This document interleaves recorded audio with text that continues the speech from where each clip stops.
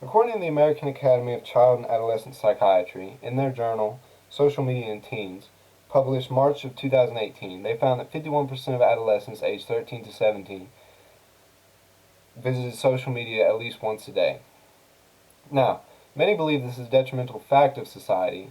However, I'm here to argue the opposite, that social media is beneficial to the social development of adolescents. Now, many of us are either adolescents or no adolescents, whether they be friends, loved ones, or family. And I believe that it is important to know that this is not a detrimental thing for adolescents. Now, I used to be an adolescent, and I use social media once daily, and I've done extensive research on that subject because I had to write a research paper last semester.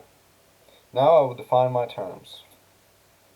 Merriam-Webster defines social media as a form of electronic communication through which users create online communities to share information, ideas, personal messages, and other content. I will define adolescents as people from age 13 to 17. I will show that being able to communicate and share ideas is indicative of social development. Now I will set my limits. I will allow the following to be discussed in my debate. Social growth from social media, the fact that social media is in fact spending time with peers, and that social media develops things like empathy. I will not allow the following to be discussed in my debate.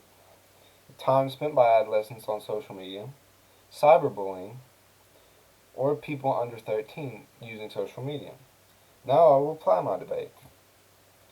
According to Anderson and Jang, in their article Teens and Their Experiences on Social Media, published on November 28th of 2018, 49% of adolescents said that they posted about their accomplishments.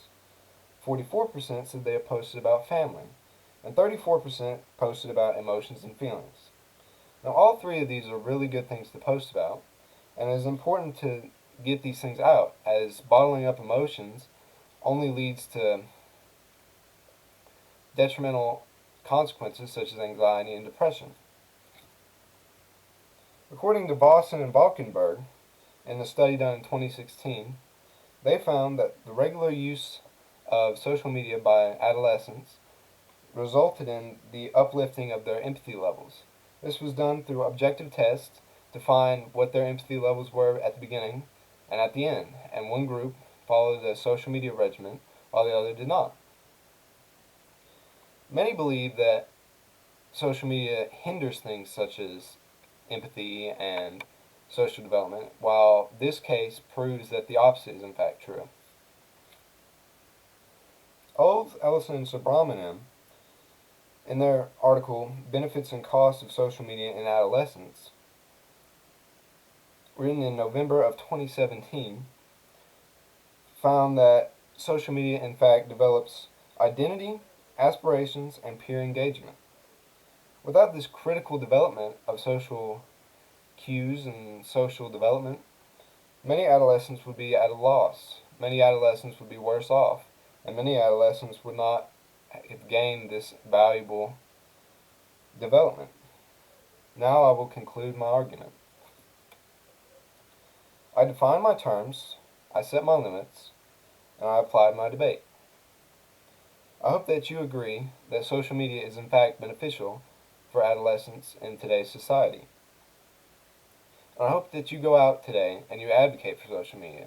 I myself will advocate for the use of moderate social media and that it will in fact benefit those who are using it. I recommend that social media be continued to use and that we do not try and hinder adolescents' own development through the use of social media. This is something that has been